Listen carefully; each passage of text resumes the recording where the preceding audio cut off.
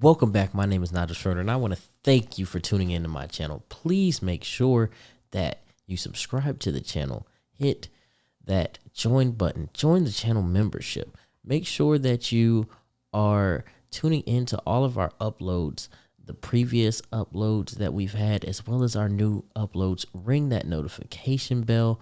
And don't forget to subscribe to our other channels, the Nigel Schroeder Show, which is my podcast, as well as the Credit Sensei, which is my other channel, where I'm giving you guys all types of tips on building your business and personal credit. The Cash Couple is another great channel that we have where you're going to get to see some behind the scenes action with myself and Crystal. And don't forget to go back and tune into some of my shorts where I give you guys some of my keys to success and some quick credit tips. Check out our playlist as well as our previous live streams. And with that being said, go ahead and sit back and prepare for the show. Welcome back. And I'm going to tell you guys right now how you can actually take your cash and turn it into credit. All right, so you're going to be able to take your cash and turn it into credit after this video. I know that there are a lot of you out there who are in the process of rebuilding your credit, and you call me all the time and you say, hey, I have such and such amount of cash, but I have poor credit. What can I do? All right, so here's what I recommend for anyone who is trying to rebuild their credit.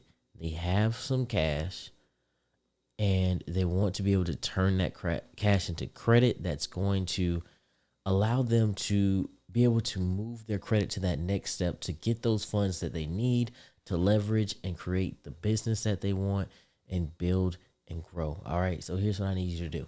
If you have that cash, and this doesn't even have to be a lot of cash, you can start off with as little as $250 with a lot of banks. The majority of banks want at least $500 to do this. However, find the bank or credit union that suits you best. And what you're going to do is you're going to go in there and you're going to open up secured lines of credit. And what I recommend is that you open up 5 secured lines of credit. All right. And I'm going to tell you how you want to do this. You want to open up 3 secured loans and 2 secured credit cards. All right, so 1, 2, 3 secured loans and 1, 2 secured credit cards.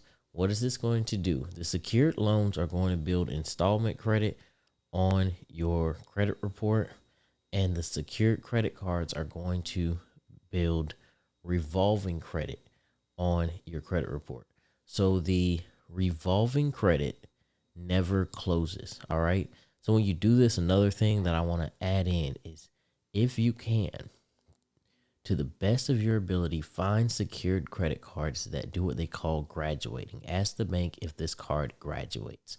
You want to know if this card graduates because if the card graduates after a certain period of time, you'll be able to get your funds back from the bank. Typically, they increase your credit limit and they give you another credit card with typically a higher limit, right? So you want to go into the bank, say, hey, does your card graduate? You may want to ask the interest rate. It doesn't really matter because at this point in time, you should not be carrying a balance if you're still rebuilding your credit. And you want to find the bank that gives you the best customer service. All right. That's how you're going to look for your secured credit cards. Banks that have secured credit cards that graduate. You have State Department Federal Credit Union. You have Navy Federal Credit Union. You have Discover. You have Citi, Bank of America. There's so many of them out there. So it's just like, go look at all the different banks and find us 2 secured cards that you like with 2 banks and get those 2 secured cards. Now, your secured loans, you're going to want to go and find them where they're going to have the lowest interest rate. All right, that's what you're shopping for with your secured loans. You don't have to necessarily want to build a relationship with this bank. I would recommend it because typically they have low rates on their secured loans. Their unsecured products are also going to have low rates, but you just don't want to be paying a lot of interest back on the money that you are spending out. I see a lot of people go and get self-lender. Self-lender is not a bad product in the sense that it does help a lot of people build their credit report up and get to that next step, get to that next level. But the limitation to self-lender is it has a high interest rate and it has loan initiation fees. You want to find a secured loan that has an interest rate of no more than 6%.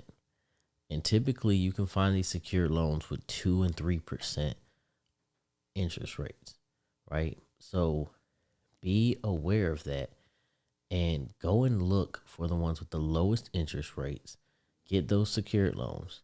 Make those small monthly payments to show the bank that you can make monthly payments on installment credit. Get those credit cards, especially remember with the secured credit card, that's going to be your important asset. You want to, because in the case of you having to close one, you don't want to lose your credit age and you don't want to lose your revolving credit, because your revolving credit is such a large factor in your score. 30% of your score is utilization, and utilization can only come from revolving credit. So keep that in mind and take advantage of this newfound knowledge that you have. So with that being said, as always, thank you all for watching. Thank you all for tuning in. Thank you all for being a part of this greatness. If you're on YouTube, make sure you subscribe. If you're on any other platform, make sure that you follow and don't hesitate to hit that like button. Comment down below anything you'd like to see in the future, and please share these videos out with anyone else who you may know who may need this information.